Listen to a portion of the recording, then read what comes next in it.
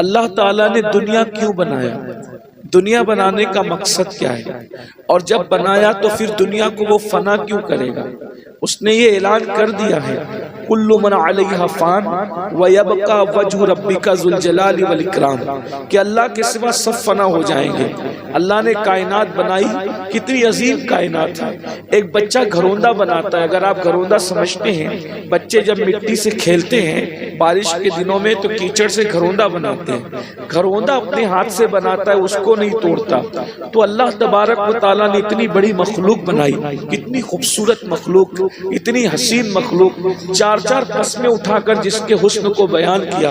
वत्तीन व ज़ैतून व तूर सीनीन व हाज़ल बलदिल अमीन। अल्लाहु अकबर। तफसीरी तर्जुमे की तरफ अगर जाएं तो मफहूम ये बनता है, विलादत गाहे इब्राहिम की कसम, विलादत गाहे मूसा की कसम, विलादत गाहे ईसा की कसम, विलादत गाहे मोहम्मदुर रसूलुल्लाह की कसम। लक़द खलक़नल इंसान फ़ी अहसनि तक़वीम, हमने इंसान को बहुत अच्छी शक्ल पर पैदा किया, बहुत अच्छी सूरत पर पैदा किया, इंसान को हसीन और जमील बनाया। लेकिन एक बात सोचने की है, इतनी खूबसूरत दुनिया है, शफक का जमाल दावत नजारा दे रहा है, और फक की सुर्खियां किसी हसीन और जमील की बल्कि किसी माजबीन की लाला रुखी की याद रोजाना ताज़ा करती है। रोजाना फूल गुलिस्तां में खिलते हैं और किसी महबूब के तबस्सुम को हमें याद दिलाते हैं। ये इतना हसीन और जमील चांद है, ये इतना खूबसूरत सूरज है, ये भौरों की आवाज़ है, ये कुमरू की आवाज़ है, ये बुलबुल की आवाज़ है। अल्लाह अकबर। चिड़ियों की चहक है, रोजाना नसीम सहर चलती है। अल्लाह अकबर। रात अपनी सिया जुल्फों को बिखेरती है। कितनी खूबसूरत है दुनिया। ये दुनिया की दिल फरेबियां ही तो है कि इंसान दुनिया में आकर हमेशा के लिए दुनिया का होकर रह गया। कोई दुनिया में आकर अब दुनिया से जाना नहीं चाहता, दुनिया से इतना दिल लग गया है। कितना फरेब है दुनिया का, दुनिया कितनी मक्कार है, दुनिया कितनी फरेबी है कि दुनिया का फरेब इंसान को खुदा को भुला चुका है, इंसान खुदा फरामोश हो चुका है। लेकिन इंसान को सोचना चाहिए था, जब दुनिया इतनी हुस्न वाली है तो इसके बनाने वाले के हुस्न का आलम क्या होगा। दुनिया इतनी जमाल वाली है तो अल्लाह अकबर, इसके बनाने वाले के जमाल का आलम क्या होगा। जरा गौर तो करें, जो रोजाना शफक के गालों पर सुर्खी पैदा करता है उसके हुस्न का आलम क्या होगा। अल्लाह अकबर। जिसकी फानी दुनिया के हुस्न का आलम ये है, उसकी बाकी जन्नत का आलम क्या होगा, उसकी बाकी आखिरत का आलम क्या होगा। मगर हाय रे शैतान की मक्कारियां, हाय रे नफ्स की फरेबियां, इंसान इसी में डूब करके रह गया है। याद रखना, दुनिया की दूसरी कौमें अगर दुनिया में डूब कर रह जाएं तो हमें अफसोस नहीं होता, इसलिए कि उनके पास कोई रसूलुल्लाह जैसा नबी नहीं है, कुरान जैसी जिंदा किताब नहीं है, खुदाए बादहू ला शरीक जैसे जिंदा खुदा हज्जो कज्जो का तसव्वुर नहीं है। अल्लाह ने दुनिया क्यों पैदा किया, ये सूफिया, हुक्मा, उलमा, दानिश्वरों ने बहुत तफसील से बयान किया। ये वक्त अब फलसफियाना गुफ्तगू का नहीं, लेकिन दो जुमलों के अंदर अगर दुनिया की पैदाइश की हिकमत बयान की जाए तो ये कहा जा सकता है, दुनिया को अल्लाह ने छाटने के लिए बनाया है, अल्लाह ने दुनिया को छटाई के लिए बनाया है। इसलिए कि दुनिया में दो ही तबके हैं, दुनिया में दो तबके हैं। आप सारे मकातिबे फिक्र, सारे मजहबों को समेट लें तो दुनिया में दो तबके बनते हैं, एक जन्नती, एक जहन्नमी। कुरान कहता है, इन्नल अबरार लफी नईम व इन्नल फुज्जार लफी जहीम। वफादारों के लिए जन्नत है, गद्दारों के लिए जहन्नम है। दुनिया के अंदर दो ही लोग हैं। मेरे आका अलैहिस्सलातु व तस्लीम के प्यारे दीवानों, मैंने नेकों को वफादार इसलिए कहा कि जो नेक होता है वही वफादार होता है, और फुस्साक को गद्दार इसलिए कहा कि अल्लाह अकबर, जो फासिक होगा वही गद्दार होगा। अल्लाह अकबर। अब आप मुझे बताएं, अल्लाह ने छटाई के लिए दुनिया में बनाया, अगर अल्लाह बगैर दुनिया बनाए हुए, बगैर करबला बपा किए हुए यजीद को जहन्नम में डालता तो दुनिया कहती देखो, माज़अल्लाह, कहने वाले तो कुछ भी कह सकते हैं, लोग कहते देखो अल्लाह ने यजीद के साथ क्या सुलूक किया, उस बेचारे को जहन्नम में डाल दिया। और अल्लाह रब्बुल इज्जत बगैर करबला बपा किए इमाम हुसैन को जन्नती जवानों का सरदार बनाता तो माज़अल्लाह लोग बकवास कर सकते थे कि नबी के खानदान के है, इसलिए यूं ही उनको मर्तबा दे दिया। तो कुदरत ने एक दुनिया बनाकर छटाई का कानून रखा। यजीद शराब पिएगा, उसको खुदा बेनकाब करेगा। यजीद जिना करेगा, उससे खुदा बेनकाब करेगा। यजीद अल्लाह की नाफरमानी करेगा, सहाबी का बेटा होकर शरीयत को पैरों तले रौंदेगा ताकि दुनिया के सामने बेनकाब हो जाए यजीद और उसको जहन्नम में डाला जाए, किसी को एतराज की गुंजाइश न रहे। और हुसैन 6 महीने का नन्ना भी खुदा की मोहब्बत में कुर्बान कर देगा, 18 साल का लड़का भी खुदा की मोहब्बत में कुर्बान कर देगा। और जब जन्नती जवानों के सरदार बनाए जाएंगे तो कोई ये न कहेगा कि रिश्तों की मोहब्बत में मर्तबे मिले, बल्कि पता चलेगा कुर्बानियां ही ऐसी है, ऐसे होते हैं मोहब्बत के घराने। नारे तकबीर, नारे रिसालत, नारे रिसालत, जश्न दस्तारबंदी हुजूर सैयद अमीनुल कादरी साहब किबला।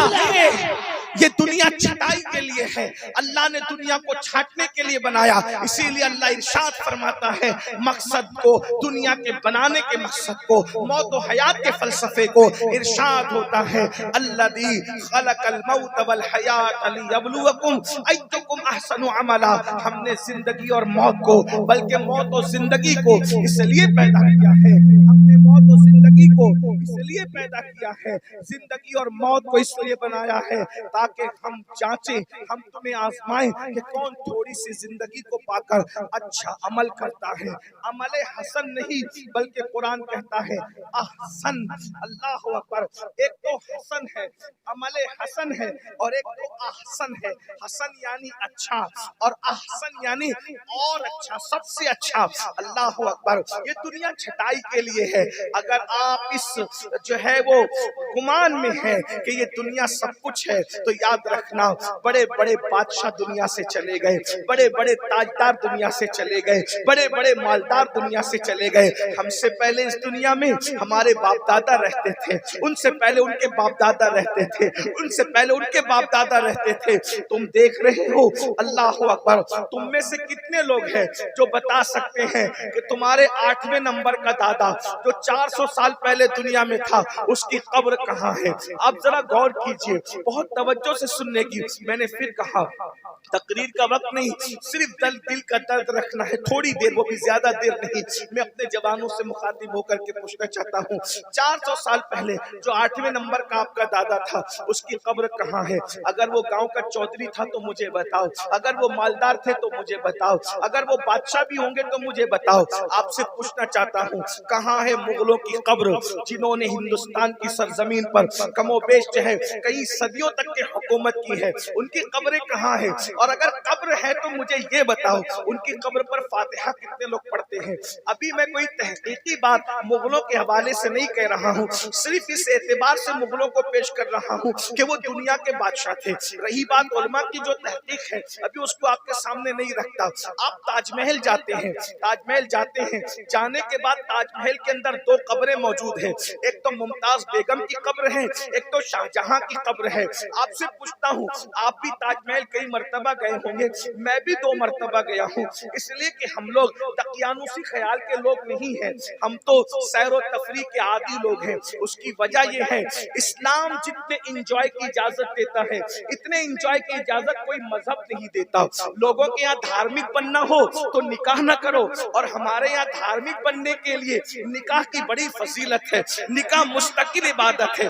इसीलिए हमारे यहाँ कोई बुढ़ा सफेद रेश बुजुर्ग रेप केस में जेल में नजर नहीं आता, क्योंकि हमारे यहाँ अल्लाह अकबर मजहबी होने के लिए औरत से दूर होना जरूरी नहीं है, बल्कि ज़िना से दूर होना जरूरी है। हमारे यहाँ धर्म ये है, अल्लाह अकबर। हमारे यहाँ मजहबी बनने के लिए नॉन वेज और वेज का कोई कॉन्सेप्ट नहीं है। हमारे यहाँ मजहबी बनने के लिए खुदा को राजी करने का तसव्वुर जरूरी है। याद रखना, निकाह बुरा नहीं है, ज़िना बुरा है। इस्लाम ने कहा कहा लोगों को बताने के लिए औरत से क्या रुकते हो, जाहिर में औरत से रुक रहे हो और रात में बेटी जैसी खातून के साथ बदकारी कर रहे हो ना, ये नहीं। इस्लाम ये कहता है अल्लाह अकबर, निकाह करो। कुछ लोग कहते हैं अगर गरीब है तो निकाह कैसे करें, रसूलुल्लाह ने फरमाया निकाह करो मालदार कर दिए जाओगे। मालदार बनने का आसान नुस्खा है, निकाह करो मालदार हो जाओगे। दो चीजों पे मालदारी की बशारत दी है, फरमाया हज और उम्रा करो मालदार हो जाओगे, निकाह करो मालदार हो जाओगे। हमारे मजहब ने तो अल्लाह अकबर, और सिर्फ मालदारी नहीं फरमाया जो निकाह करे वो दीनदार भी हो जाता है। इरशाद फरमाया अल्लाह अल्लाह के जो निकाह करे उसका आधा ईमान महफूज हो जाता है और आधे ईमान के बारे में वो अल्लाह से डरता रहे। अंदाजा फरमाए। तो मैं यस कर रहा था, हमारे इंजॉय का बहुत तसव्वुर है। हमारे नबी जब सैर के लिए जाते हैं तो उनका उम्मती सैर के लिए कैसे नहीं जा सकता। अल्लाह अकबर, ये हमारा नबी है और सिर्फ हमारा नबी है, सैर के लिए जाता है। और एक बात बताऊं, कोई सैर इतने मुख्तसर वक्त में नहीं करता जितने मुख्तसर से वक्त में मेरे महबूब ने सैर की है। गए हैं, इतने दूर गए हैं जहां जिब्रील का तसव्वुर भी नहीं जा सकता, जहां अंबिया का तसव्वुर। मैं तसव्वुरे अंबिया की बात कर रहा हूँ। हजरत अंबिया की नजर देखो कितनी बड़ी है। अल्लाह अल्लाह, सुलेमान अलैहिस्सलाम की नजर 3 मील फासले पर चूटी को देख लेती है और उसकी बात को सुन लेती है। जिनकी नजरें इतनी तेज हो उनका तसव्वुर कितना तेज होगा। मगर फिर भी हम कहते हैं जहां पर और अंबिया का तसव्वुर नहीं गया वहां मुस्तफा जाने रहमत के कदम पहुंचते नजर आते हैं। ये शान मुस्तफा है, ये शान मुस्तफा है। बल्कि सिदरा पे रहने वाला जिब्रील जहां अपनी सोच नहीं ले जा सकता वहां मुस्तफा जाने रहमत जाते हैं। और मेरे इमाम उस फलसफे को यूं समझाते हैं, थकेते रूहुल अमी के बाजू, थकेते रूहुल अमी के बाजू, कहां वो दामन, कहां वो पहलू, रिकाब छूटी, उम्मीद टूटी, निगाहे हसरत के वलवले थे। वही है अव्वल, वही है आखिर, वही है जाहिर, वही है बातिन, उसी के जलवे, उसी से मिलने, उसी से उसकी तरफ गए थे। तबारक अल्लाह, शान तेरी, तुझी को ज़ेबा है बेनियाज़ी। कहीं तो हो जोशे लंतरानी, कहीं तकाज़े विसाल के थे। अब पता चला कि लोगों को नामे मोहम्मद से तकलीफ क्यों है, क्योंकि उन जैसा कायद किसी के पास नहीं है। बेशक बेशक, जिसकी तिजोरी के खजाने में जो खजाना मौजूद न हो वो उससे जलेगा नहीं तो क्या करेगा। मुसलमानों, तुम कैसे नसीब वाले हो, तुम्हें नबी भी मिला तो वो नबी मिला जहां जिब्रील के पर थक जाते हैं उससे आगे तुम्हारे नबी जाते हैं, हमारे नबी जाते हैं। और मेरे इमाम तो ये कहते सुभान अल्लाह, बातें तो हजरत मूसा से भी हुई और बातें हमारे महबूब से भी हुई, लेकिन मूसा से जो बातें की जाती है वो पूरी दुनिया में शोर कर दिया जाता है। वमा तिल कभी यमीनी का या मूसा काल ही आसा।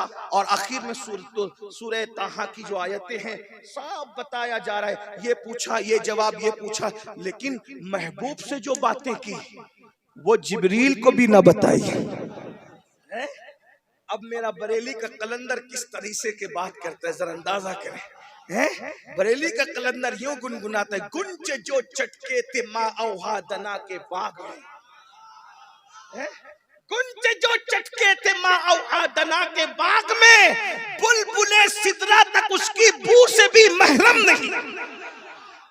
बुलबुले, ये अपने नबी की शान है। तो बहरहाल बात मैं फिर करने लगा हूँ, मुझे नहीं करना चाहिए क्योंकि मैंने शुरू में कह दिया कि तकरीर नहीं करनी, सिर्फ थोड़ी देर दिल का दर्द रखना। तो ताजमहल आप गए होंगे, आपने पूरा ताजमहल घंटों देखा, क्या आपने शाहजहां की कब्र पे फातिहा भी पढ़ी? तो 99% लोग कहेंगे कि नहीं पढ़ी। जिस मुमताज की मोहब्बत में ताजमहल बना, क्या आपने उसकी कब्र पे फातिहा भी पढ़ी, कोई चादर भी चढ़ाई, कोई साले सवाब भी किया? तो क्या नहीं किया। मैं करने या नहीं करने की बात नहीं कर रहा हूं, सिर्फ आपको एहसास दिलाना चाहता हूं, जिसके लिए ताजमहल बना है और जिसने ताजमहल बनाया है जो पूरे मुल्क की आबरू बन गई वो इमारत, उसमें जाके इमारत तो देख रहे हो, लेकिन उनके लिए हाथ उठाकर आप मगफिरत की दुआ भी नहीं करते। लेकिन जिस गरीब नवाज ने एक कुर्ते पर अपनी पूरी जिंदगी गुजार दी है, वहां हम इमारत देखने नहीं जाते बल्कि हाथ उठाकर फातिहा पढ़ने जाते। क्या पता चल रहा है? अरे जो मुमताज, अब जुमले पे तवज्जो कर ले, जिन्होंने मदीने मुनव्वरा देखा है वो ध्यान करेंगे, और जिन्होंने नहीं देखा दुआ करता हूं अल्लाह उनको दिखा दे। जो मुमताज ताजमहल के गुंबद के नीचे सो रही है, पता नहीं हड्डियां भी है या नहीं है मुझे नहीं पता, उसकी कब्र पर कोई फातिहा पढ़ने वाला नहीं है, लेकिन बकी में सैयदा फातिमा के मजार पर कोई गुंबद नहीं है। मगर आज भी जाने वाला जाता है या न जाने वाला नहीं जाता है, तो मुसलमान का 24 घंटे में एक लम्हा ऐसा नहीं गुजरता कि जब तक सैयदा फातिमा का जिक्र ना हो जाए उस वक्त तक मुसलमानों के कुलूब को चैन नहीं मिलता। हत्ता के जुमा के दिन मुसलमानों का इमाम जब मिंबर पे चढ़ता है तो वो मिंबर जहां औरत कदम नहीं रख सकती, सारे मर्दों के सामने मस्जिद का इमाम जहां पर औरत कदम नहीं रख सकती, जहां औरत बैठ नहीं सकती, जहां औरत जा नहीं सकती, उस मिंबर पर अगर किसी खातून का जिक्र होता है तो वो एक है जिसे सैयदा, तैयबा, ताहिरा, आबिदा, जाहिदा, राकिया, साजिदा, नकिया, तकिया, ज़किया, उम्मे अबीहा, आलिमा, गैरे मुअल्लिमा, मलका फिरदौस से बरी, खातून क़यामत सैयदा फातिमा ज़हरा का जब तक नाम नहीं लिया जाता उस वक्त तक सुन्नी इमाम अपना खुतबा मुकम्मल नहीं करता। बताया जा रहा है जो आखिरत भूल जाते हैं, गुंबद के नीचे सोए तो भी कोई उनकी मगफिरत की दुआ नहीं करता, और जो आखिरत को याद रखते हैं, फाकों में जिंदगी गुजरती है तो भी उनके नाम पर ऐसी महफिलों में हजारों लोग जमा होते हुए नजर आते हैं। असल जिंदगी दुनिया की नहीं है, असल जिंदगी आखिरत, वल आखिरतु खैरुन व अबका। आखिरत दुनिया से बेहतर है। कौन कह रहा है? अल्लाह कह रहे हैं। अगर अल्लाह की बात नहीं मानते तो तुम मुसलमान कैसे हो? और अल्लाह की बात मानते हो तो तुम यकीन क्यों नहीं करते? अल्लाह की बात मानते हो तो यकीन क्यों नहीं करते कि दुनिया से बेहतर आखिरत? जब दुनिया में इतना अच्छा लगता है तो आखिरत में कितना अच्छा लगेगा। बस बात समेटते हुए कह दूं, आखिरत उसको कहते हैं या अल्लाह अल्लाह अल्लाह अल्लाह अल्लाह अल्लाह नाम सुनते हो अल्लाह का, रसूलुल्लाह रसूलुल्लाह नाम सुनते हो रसूलुल्लाह का। जब आखिरत में कामयाब होके जन्नत में जाओगे ना तो अल्लाह का दीदार करोगे। यहाँ उलमा के साथ बैठे हो, वहां रसूलुल्लाह के साथ बैठोगे, वहां गौसे पाक के साथ बैठोगे, वहां गरीब नवाज के साथ बैठोगे, वहां इमाम हुसैन के साथ बैठोगे, वहां इमाम हसन के साथ बैठोगे। अरे मुफ्ती साहब के साथ बैठने में इतना मजा आ रहा है तो इमाम आजम के साथ बैठने में क्या मजा आएगा है? सैयदों के साथ बैठने में इतना मजा आ रहा है, सैयदुस सादात मौला अली के साथ बैठेंगे तो क्या मजा आएगा। लेकिन ये मजे किसके लिए होंगे? जो जन्नत में जाएगा उसी के लिए। लेकिन जन्नत में कोई नहीं, हर कोई नहीं जा सकता। कंडीशन है इन्नल अबरार लफी नईम व इन्नल फुज्जार लफी लहीम व इन्नल फुज्जार लफी जहीम, के जो वफादार हैं, नेक लोग हैं, उनके लिए जन्नत। देखो भाई, मैं जलसे के नाजिम की बात नहीं कर रहा हूँ, मैं मुकर्रिर की बात नहीं, मैं अल्लाह की बात कर रहा हूँ। आप लोगों में से बहुत सारे कर नहीं मौलाना अल्लाह रहीम है, अल्लाह करीम है, सत्तार है, गफ्फार है, सबको उठा के जन्नत में डालेगा। मैंने कहा दुनिया बनाई इसलिए कि उसने सबको जन्नत में नहीं डाला, उसने सबको जन्नत, क्योंकि वहां किसी की ना दादागिरी चलनी है ना बाबागिरी चलनी। मैं ये बात 50 बार लोगों को कह चुका हूँ, कुदरत ऐलान कर चुकी है कि हम नबी के बेटे को जहन्नम में डालेंगे। अगर नबी के बेटे से नाराज हुए, बस यहाँ पर बात मुकम्मल होती है, तवज्जो करना। अगर नबी के बेटे ने हमें नाराज किया तो हम नबी के बेटे को जहन्नम में डाल देंगे, नूह अलैहिस्सलाम के बेटे की शक्ल में। अगर नबी की बीवी ने हमको नाराज किया तो हम नबी की बीवी को जहन्नम में डाल देंगे, लूत अलैहिस्सलाम की बीवी की शक्ल में। और अगर कुत्ता हमें राजी कर सका तो हम कुत्ते को उठा के जन्नत में डाल देंगे, असहाबे कहफ के कुत्ते की शक्ल में। तो पता चला यहाँ कुत्ता होना और इंसान होने की बात नहीं है, यहाँ नबी का बेटा होना और गैर नबी का बेटा होने की बात नहीं है, यहाँ अल्लाह की रजा की बात है। वरिदवानुम मिनल्लाहि अकबर, अल्लाह की रजा सबसे बड़ी चीज है। नबी का बेटा खुदा को नाराज करे तो नूह अलैहिस्सलाम के बेटे की शक्ल में वो जहन्नम में जाता है, और हबशी का बेटा अगर खुदा को राजी कर ले तो फिर वो नबी की सवारी की नकेल पकड़ करके जन्नत में आगे आगे जाता नजर। सुभान अल्लाह, सुभान अल्लाह। नारे तकबीर, अब मुझे नारे रिसालत, नारे रिसालत, वाह सुभान अल्लाह, सुभान अब मुझे बताओ यहाँ हबशी और अरबी में क्या फर्क है, यहाँ अरबी और अजमी में क्या फर्क है? आप मुझे बताएं। यहाँ तो खुदा की रजा की बात। अब आपसे पूछता हूँ, क्या हमने अल्लाह को राजी करने की कोशिश की? सबके करीब होने का शौक है, सबके करीब होने का शौक है, रब के भी करीब होने का शौक है। हम सबके करीब जाना चाहते हैं। जलसों में मुझे कोई शिकायत नहीं, कोई शिकायत नहीं। मैं जानता हूं मेरे साथ जो भी करते हो मोहब्बत भी करते हो। मुझे शिकायत, अभी मैं आ रहा था, मेरी पीठ पर इतनी तेज से किसी भाई ने हाथ मारा, वो लेकिन उसने मारा नहीं, उस मुसाफे के चक्कर में पीठ पे लग गया। कभी कोई कपड़ा फाड़ देता है। एक अजीज ने ऐसा नाखून मारा कि उसको साल भर से ज्यादा हो गया, लेकिन निशान मोहब्बत अब तक बाकी है। लेकिन आपसे कहता हूं, मैं शिकायत नहीं कर रहा हूं, हम तो कुछ भी नहीं है, और हम तो बड़े बेवफा लोग हैं। सच्ची सच्ची बात कर जाऊं, बुरा मत मानना, बेवफा। आज रांची में आए तो रांची वाले याद है, कल चले जाएंगे बंगाल तो हम रांची वालों को भूल जाएंगे, और हमारे लिए सब कुछ बंगाल का मजमा होगा। ये बात सच्ची है, कोई झूठ नहीं। बुरा मत, मोहब्बत आपसे कयामत तक रहेगी इंशाल्लाह। हम भुलक्कड़ लोग हैं, बेवफा लोग हैं, भुलक्कड़ लोग हैं, बेवफा लोग हैं, गद्दार नहीं है। हुजूर की उम्मत से हमारे दिल में मोहब्बत रहेगी क्योंकि हुजूर से मोहब्बत है। लेकिन इतना जरूर है, हम कल आपको भूल जाएंगे क्योंकि भुलक्कड़ है। लेकिन एक बात कहूं, जो भुलक्कड़ लोग हैं, जो भुलक्कड़ लोग हैं, जो वफा नहीं जानते, उनसे मुसाफा करने के लिए 200 किलोमीटर दूर से आते हो, 100 किलोमीटर दूर से आते हो। चलो हजरत से मिलेंगे, सैयद साहब से मिलेंगे, और जो जाने, जो वफा को पैदा करने वाला है, जो खालिके वफा है, उससे मिलने के लिए अपना घर छोड़कर 4 कदम पर मस्जिद नहीं जाते। अगर आपके एमएलए से ताल्लुक अच्छे बन गए, मुफ्ती साहब से बन गए, सैयद साहब से बन गए, खतीब साहब से बन गए ताल्लुकात, आखिर ये कहां तक काम आएंगे? बहुत ज्यादा मुफ्ती साहब ने, हमने वफा की, उलमाए किराम ने वफा की, तो कब्र तक पहुंचाएंगे। कब्र के अंदर हमने काम नहीं आना, बिल्कुल काम नहीं आना। आप जंगल में फंसे, अल्लाह ना करे, हमें पता भी नहीं चलेगा हमने क्या काम आना आपके।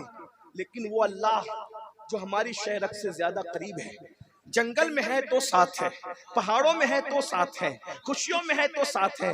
जहाँ साया साथ छोड़ देता है वहां भी खुदा की रहमत तुम्हारे साथ साथ है। हुआ माकुम ऐनमा कुंतुम, तुम जहाँ कहीं हो अल्लाह तुम्हारे साथ है। एक बात कहूँ, मुझसे कुछ मांगोगे तो मैं आपके सामने जो देने की हैसियत रखता हूँ बस वही दे सकूंगा, उससे ज्यादा कुछ नहीं दे सकता। लेकिन एक बात याद रखना, मेरा अल्लाह वो है जो मांगोगे वो अता करेगा। खुद कहता है उदऊनी अस्तजिब लकुम, मुझसे मांगो, जो मांगोगे हम तुम्हें अता करेंगे। और कितना करीब है, चिल्लाने की जरूरत नहीं, भागने की जरूरत नहीं। अल्लाह इरशाद फरमाता है नहनु अक़रबु इलैहि मिन हब्लिल वरीद। बस मेरे जवानों से इतना ही कहना चाहता हूँ, रोजी रोटी के लिए हमारे पास आते हो, हजरत दुआ कर दो। यकीनन दुआ अल्लाह वालों से करवाना चाहिए, बुजुर्गों से करवाना चाहिए। ये बुजुर्गों का ही तरीका है, हुजूर अलैहिस्सलाम का तरीका, सहाबा का तरीका है कि हुजूर अलैहिस्सलाम खुद भी अल्लाहु अकबर लोगों को ये हिदायत देते थे कि उस जबान से अपने लिए दुआ करवाओ जिस जबान से तुमने गुनाह नहीं किया। तो लोग कहते थे वो कैसे,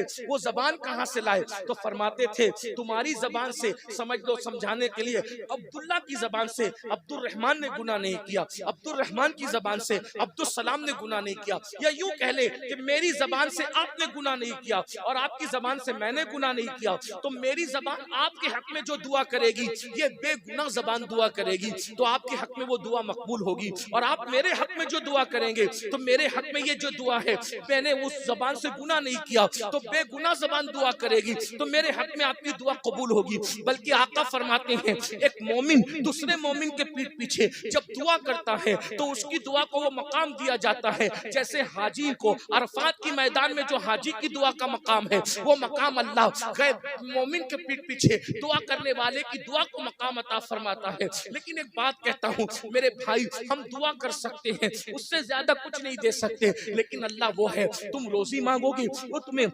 रोजी देगा, वो तुम रिस्क मांगोगे वो तुम्हें रिस्क देगा, उम्र मांगोगे वो तुम्हें उम्र देगा, बेटी को रिश्ता मांगोगे वो तुम्हारी बेटियों को अच्छे रिश्ते देगा मेरे भाई। लेकिन बहुत हम किस कदर नादान है, जो देने वाला है उससे रिश्ता कमजोर कर चुके और जो न देने वाले हैं उनसे आस लगा चुके। अब आपसे पूछता हूँ, मुसलमानों की मजलिस का ये टॉपिक ही नहीं है कि मुसलमानों को कहा जाए कि नमाज पढ़ो। क्यों? इसलिए कि जो मुसलमान होगा नमाज लाजमी है और जो नमाज पढ़ेगा वही मुसलमान होगा। सहाबे किराम कहते हैं कि मोमिन और काफिर में हम अपने जमाने में जो फर्क करते थे ये सहाबा का मेयार है। अल्लाह अकबर। सहाबा कहते हैं हम मुसलमान और काफिर में फर्क करते थे रसूलुल्लाह के दौर में नमाज की वजह से। जो नमाज पढ़ता था हम उसको मुसलमान समझते थे, जो नमाज नहीं पढ़ता था हम उसको मुसलमान नहीं समझते थे। बाद में गफलत का दौर आया, हम हनफी होने की वजह से बेनमाजी को डायरेक्ट काफिर तो नहीं कहते, लेकिन इतना जरूर है